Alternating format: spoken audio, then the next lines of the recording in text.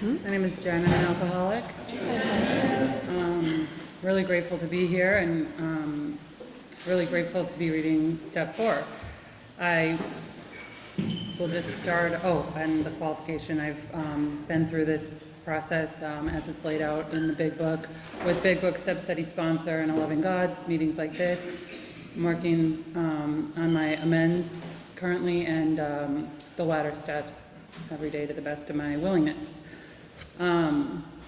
So I actually just finished my 4th step in Big Book Step Study in April.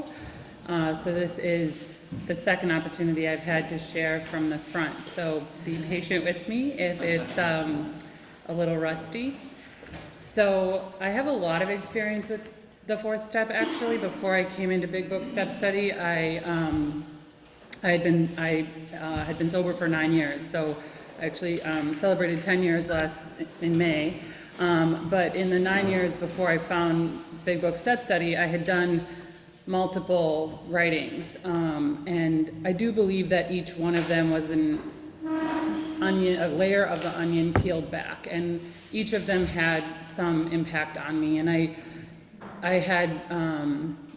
did them with a sponsor and together, to the best of what we had, we worked through it. And so I came into Big Book Step Study pretty full of anger, pretty full of tons of resentment still, and pretty sure that AA wasn't working.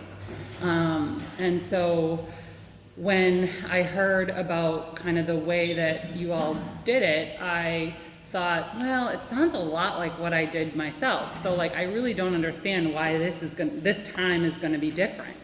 And I was given the gift of a profound spiritual experience that happened right before I came into Big Book Step Study, kind of pushed me through the doors, and was reintroduced to what I now call the God of my childhood.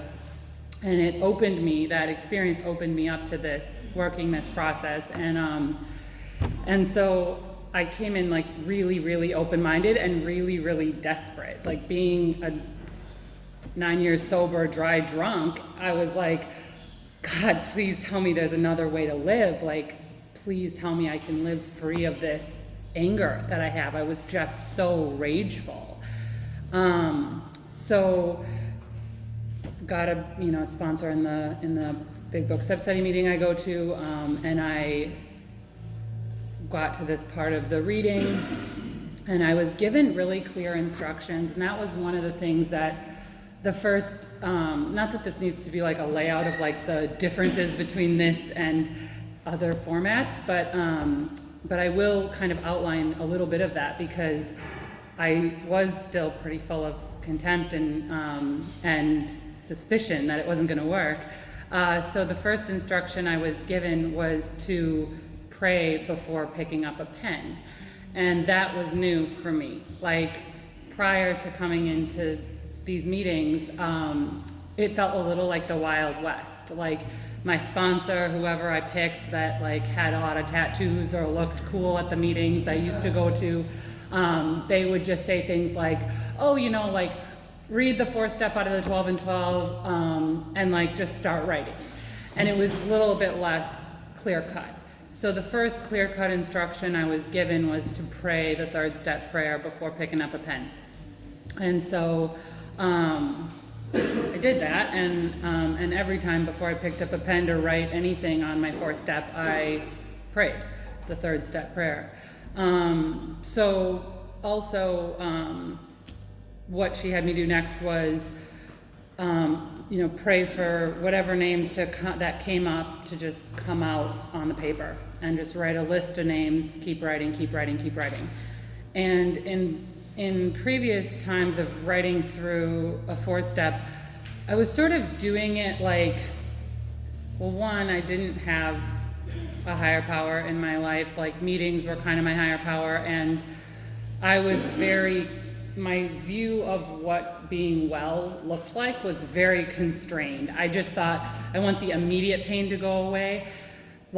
So I'd write names sort of consciously, and I'd leave names off pretty consciously. This time around, I literally wrote every name that came to mind, and it got pretty long, and I started to judge myself and was like, I better slow this roll because this is getting a little out of control. Like, it's gonna take me forever. And I started getting that voice, that self-will kind of voice coming up, like, I don't want to be writing forever. Like, I need to start talking at meetings. So the faster I get through with this, the faster I'll be able to talk. But I also had the experience of being unwell in untreated alcoholism for many, many years, and that was flippin' painful, and I did not want to go back to that. So I kept writing all the names. And so this morning before I came here, I didn't know what step we were on. Like I said, this is the second time I've ever shared from the front, and I do believe that, like, God is here with me right now, so I didn't really feel the need to be prepared. But this morning as I was leaving, there was this little nudge, like, bring your 4-step, just in case it's on the 4-step. Maybe you'll need to reference it. So I have my 4-step notebooks. I don't know if I'll reference them, but I just think those moments with God as I was writing where, like, I had nudges along the way of names that came in. That kind of stuff is still happening in my life. Like, I've been given the gift of what they say. When I came into Big Book Step Study, it was like my sponsor's goal was to put my hand in the hand of God's, and I believe that has happened, and it's still living with me today. Is like I get nudged, I get that connection, which is such a gift. So I wrote all these names. Literally, like, every single person I ever met was on this 4-step. And there's, what does it say that I caught while we were reading?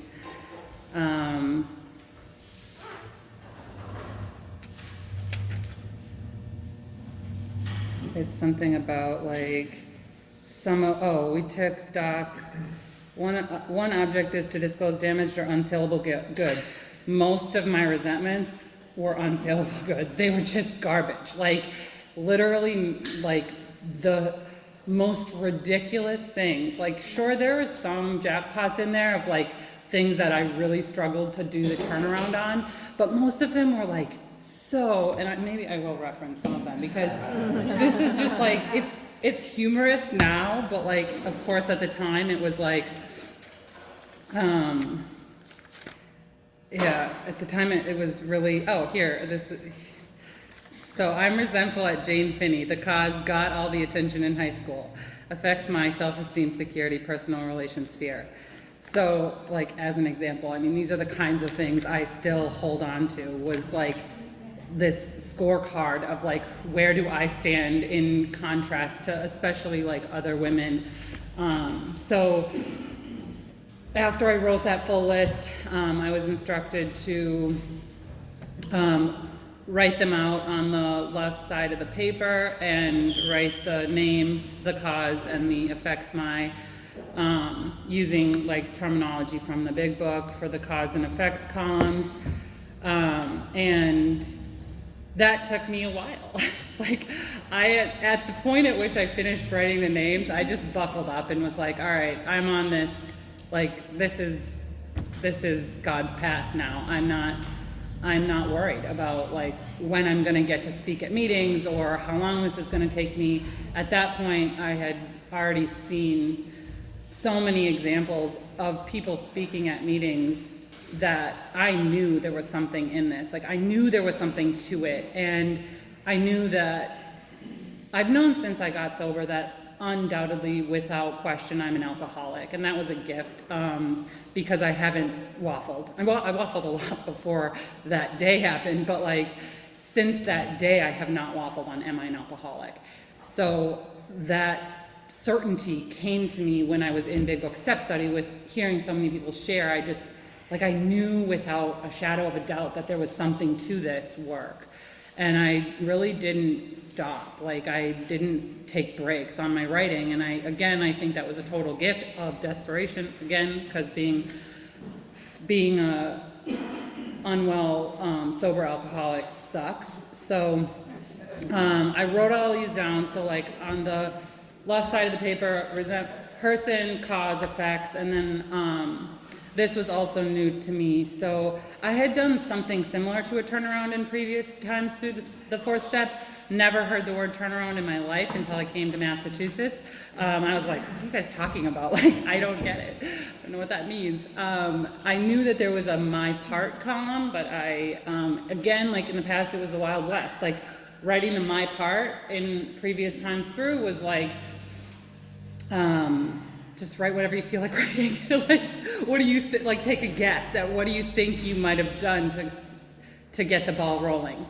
This time through, it was super structured, which was super helpful for me because I'm a person who really gets sucked into denial. Like, even something as simple as Jane Finney, who got all the attention in high school, like, that is clouded with denial. Like, I cannot clearly see what that's all about. I would just guess, like, you know, I mean, in previous times through, who knows what I would have written for my part in that. Like, this time around, what I got was a clear set of instructions to write where was I selfish, where was I dishonest, where was I self-seeking, where was I afraid, and then what is the truth.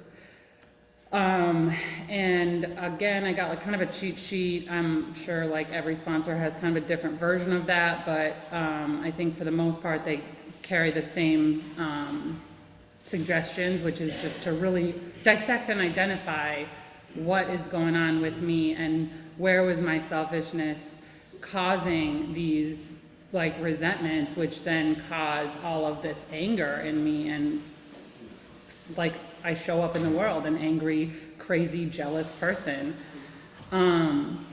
So I wrote for this one, for selfish, I wrote I wanted attention. So I was told for the selfish thing was, what did I want that I wasn't getting, or what did I not want to happen that did happen? So of course I was selfish in that I wanted attention. Dishonest, I took it personally. I told myself negatives. I always compare, I didn't write this, but I always compare myself to other people, and I'm like, that scorecard thing is just like how my brain works. I'm always like, do they make more money than me? Do they have more like attention than me? Do they like, just always feeling less than and striving to be at the top of the heap. I'm grateful today. I feel like for the most part, I feel like there's no such thing as a one up, one down anymore. It's like we're walking shoulder to shoulder here.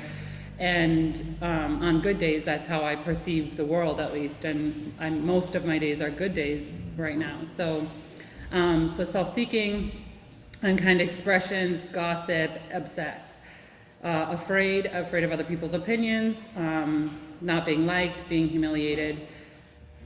And then for the truth, it wasn't about me, and I allow my value and self-worth to be determined by other people. That was basically the truth over and over. Like, almost every page of my truth is, I allow my value and worth to be determined by other people, and therefore God isn't part of that, and therefore I'm alone and miserable in this world and scared. And so hence 3 notebooks full of resentments and fear. So that was how I was instructed to do it. I'm feeling like I'm missing things about like how the like core instructions went, but I think that kind of covers like how I walked through writing out all of these resentments, and so I'll share a little bit about like more on the reading and how some of this stuff now has played out in my life now that I've completed the writing and the steps after. So we avoid retaliation and argument.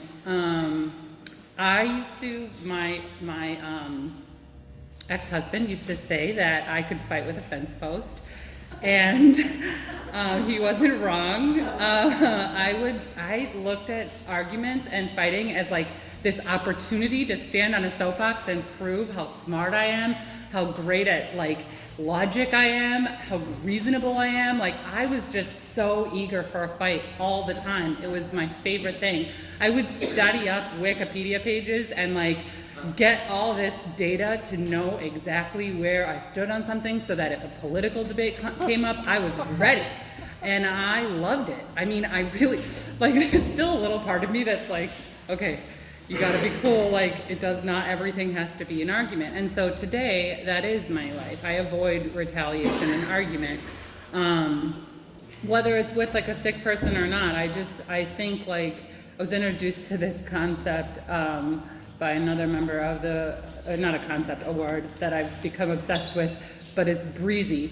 And to be breezy is like to just allow myself to have joy and happiness and not be in this constant state of aggression against the world. And so today I do avoid retaliation and argument. And so, and I think this idea that we began to see that the world and its people really dominated us. Like I said, when I give other people all of the power to determine my worth and value in this life, they do dominate me. And then I get really confused and really isolated and really alone, and there's no God in that.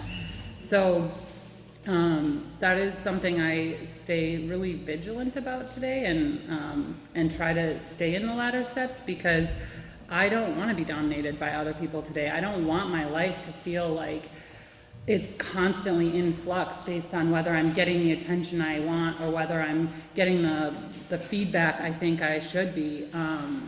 I want to be dominated by a loving higher power who is with me and guides me in this life. It allows me to be free of anger. So I'm feeling like there were a few other things. I guess just a little bit more on the whole turnaround thing, because there's a sentence in here where it's like, to conclude that others were wrong, it was as far as most of us ever got.